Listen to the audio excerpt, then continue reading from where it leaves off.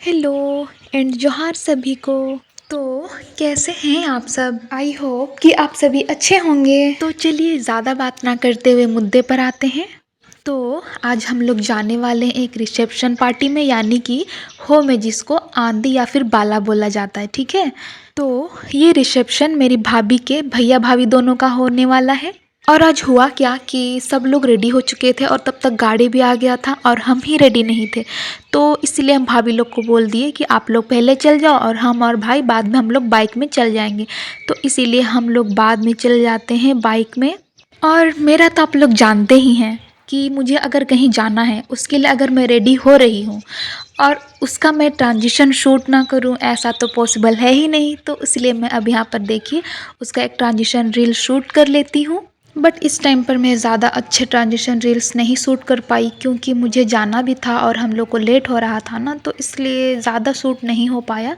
जितना हो पाया बस उतना से ही थोड़ा सा क्लिप आप सबको दिखा रही हूँ, क्योंकि उस टाइम पर बारिश भी आने वाला था और हम लोग को तुरंत निकलना था। तो इसलिए बस मैं एक दो क्लिप लेके आप सबको वही वाला दिखा रही हूँ, ठीक है। और मुझे मेकअप के नाम पर बस दो ही चीज़ें लगानी आती, एक है लिपस्टिक और दूसरा है मेरा लाइनर लगाना, बस इतना ही आता है मुझे। फाइनली मैं रेडी हो जाती हूँ और आप लोग कमेंट करके बता देना कि मैं कैसी लग रही हूँ। और अब यहाँ पर हम लोग बाइक में निकल जाते हैं डेस्टिनेशन के लिए।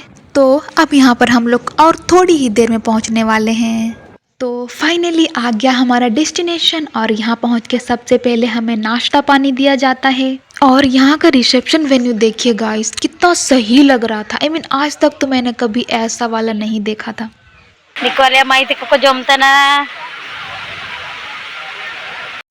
तो फाइनली खाने पीने के बाद जब हम लोग निकलने ही वाले होते हैं तब देखिए गाइस, यहाँ पर इतना ज़ोर का बारिश होता है ना, बोलिए मत।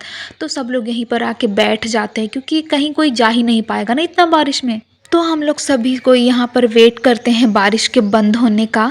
फिर जब बारिश बंद हो जाता है तो फिर हम लोग निकल जाते हैं बाहर। और फिर बाहर आके मैं आप सबको यहाँ का अच्छा व्यू दिखा रही हूँ। देखिए इधर यहाँ पर हड़िया वगैरह रखा हुआ और इधर देखिए यहाँ पर हम लोग खाने के लिए बैठे हुए थे।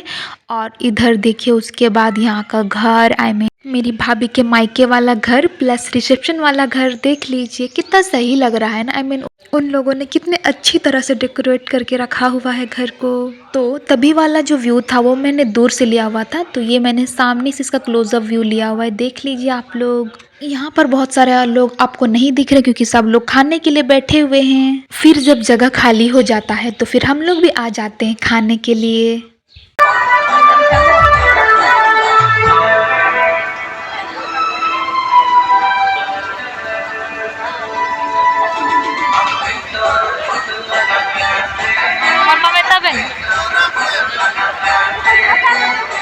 तो ये रही कुछ फ़ोटोज़ जो मैंने उस दिन के रिसेप्शन लुक के लिए कैरी किया हुआ था।